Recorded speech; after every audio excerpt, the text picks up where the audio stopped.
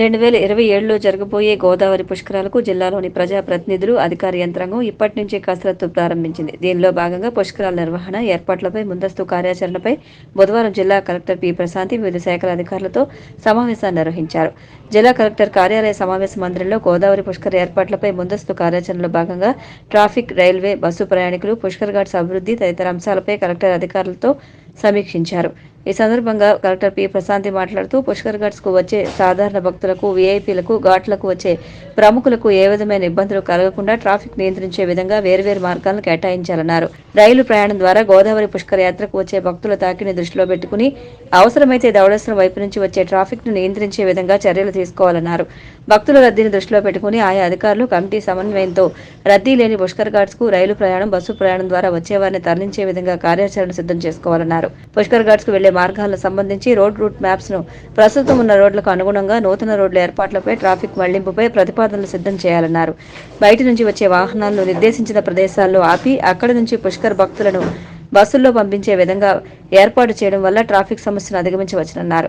జిల్లా SP D. Narasimha Kishore మాట్లాడుతూ భక్తుల పుష్కర్ ఘాట్స్ కు వెళ్లే మార్గం, బయటికి వచ్చే మార్గం ఆయా రూట్ మ్యాప్ల ద్వారా విడివిడిగా అందరికీ తెలిసే విధంగా సైన్ బోర్డులను ఏర్పాటు చేయాలని సూచించారు. భక్తుల రద్దీ ఎక్కువైనప్పుడు ఎటువంటి గందరగోళం లేకుండా భక్తులను బయటకు పంపించే విధంగా మ్యాప్లను రూపొందించాలన్నారు. Municipal commissioner Ketan Garg, traffic DSP M. Venkateswarlu, municipal SE G. Pandurangarao, R and B EE SVB Reddy, DPO M. Rambabu, APSRTC DPTO M. Sharmila Ashok, DTO KSMV Krishnarao, incharge RDO KL Sivajyothi, irrigation SCG Srinivasarao, REO NSVL Narasimham తదితరులు పాల్గొన్నారు.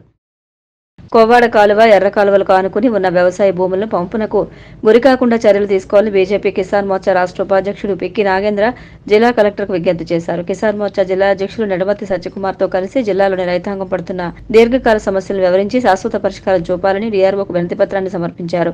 కోవాడ, ఎర్ర కాలువ నుంచి వచ్చే వరద నీటి వల్ల వేల ఎకరాలలో పంట నష్టం జరుగుతుందని, దీంతో రైతులు తీవ్రంగా నష్టపోతున్నారని ఆవేదన వ్యక్తం చేశారు. కాలువలలో పూడికలు, గుర్రపు డెక్క తొలగించాలని, కాలువ గట్లను పటిష్టం చేయాలని, ఎత్తిపోతల పథకాలలో మోటార్ల సమస్యలను, కాలువలపై అవసరమైన చోట వంతెనలు నిర్మించాలని కోరారు. బీజేపీ కిసాన్ మోర్చా నాయకులు బొరుసు సుబ్రహ్మణ్యం, తోటకూర శ్రీనివాస్, జుట్టా గణపతి, సానపు కోటేశ్వరరావు, గెల్లా శ్రీను, దాండ్ర సందీప్, కాశీవట్ల చంద్రశేఖర్ శర్మ, విప్పిల అప్పారావు, రైతులు తదితరులు పాల్గొన్నారు.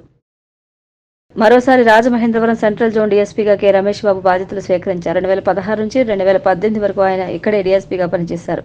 1989 బ్యాచ్కు చెందిన కె. రమేష్ బాబు మచిలీపట్నం డిస్టిక్ ట్రైనింగ్ సెంటర్లో విధులు నిర్వహిస్తూ బదిలీపై సెంట్రల్ జోన్ డీఎస్పీగా నియమితులయ్యారు. అధికార బాధ్యతలు స్వీకరించిన తర్వాత ఆయన తూర్పుగోదావరి జిల్లా ఎస్పీ డి. నరసింహకిషోర్ మర్యాదపూర్వకంగా కలిసి పుష్పగుచ్చం అందజేశారు. కాగా రాజమహేంద్రవరం అవినీతి నిరోధక శాఖ డీఎస్పీగా ఎం. కిషోర్ కుమార్ బాధ్యతలు స్వీకరించారు. మొన్నటి వరకు ఆయన తూర్పు మండల డీఎస్పీగా పనిచేసి బదిలీలో భాగంగా ఏసీబీ డీఎస్పీగా నియమితులయ్యారు. ఈ మేరకు ఏసీబీ డీజీ అతుల్ సింగ్ ఉత్తర్వులు జారీ చేశారు.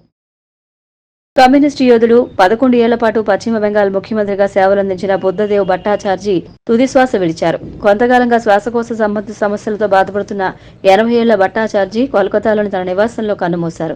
గతేడాది న్యూమోనియా సోకడంతో పాటు పలు ఆరోగ్య సమస్యలు తలెత్తాయి. అయితే గురువారం నాడు ఒక్కసారిగా తీవ్ర అస్వస్థతకు లోనైన బుద్ధదేవ్ మృతి చెందారు.